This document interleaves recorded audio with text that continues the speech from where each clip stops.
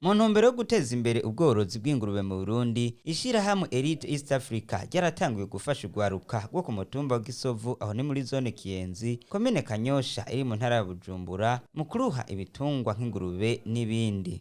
Ishirahamwe Elite East Africa riraheza rikanabaronsa inyigisho zijanye n'ukuntu bofungurira ivyo bitungwa, bakanabigisha mbere n'ibijanye n'isuku ryavyo.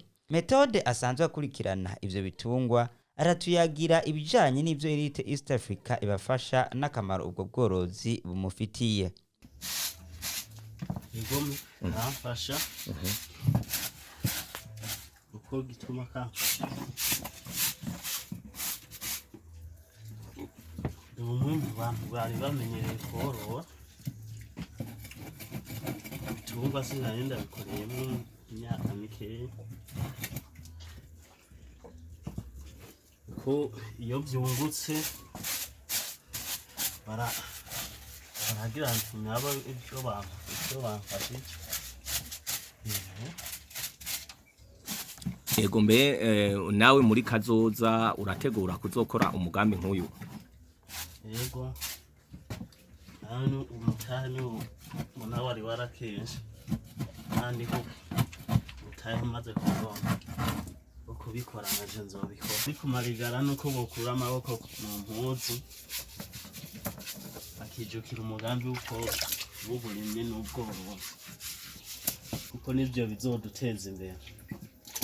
Nayo urongoye ishirahamwe Elite East Africa mu karere ka Afrika y'ubuseruko uwo ni Nowe Irankunda aratubwira ukuntu ico ciyumviro caje n'ivyo bagiye gukora. Ego ndanezerewe cyane no kubona urwaruka turiko turankadra muri no platform Elite East Africa mu buryo bw'ubworozi bw'ingurube ruriko rurashobora kwiteza imbere.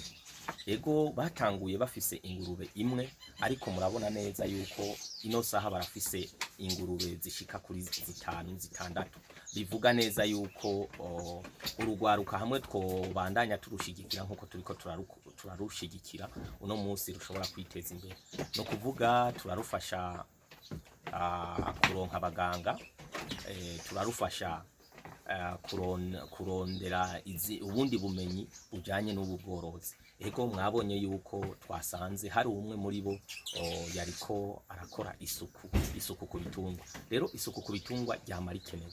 Rero ni yorore ni novuga ni bwo butumwa twebwe nkishirahamwe Elite East Africa twashize hamwe urwaruka rw'incabwenge kugira rushobore gukorera mu bisata bitandukanye rushobore kwiteza imbere. Rero turarufasha tukarugirira ico novuga gukurikirana ibitungwa byabo, turabafasha kuronka aba veterinaire, turabafasha no kuronka imiti, tukabafasha no kwagura mu mutwe bakarondera n'ibindi bintu bokora kugira bashobore kwiteza imbere.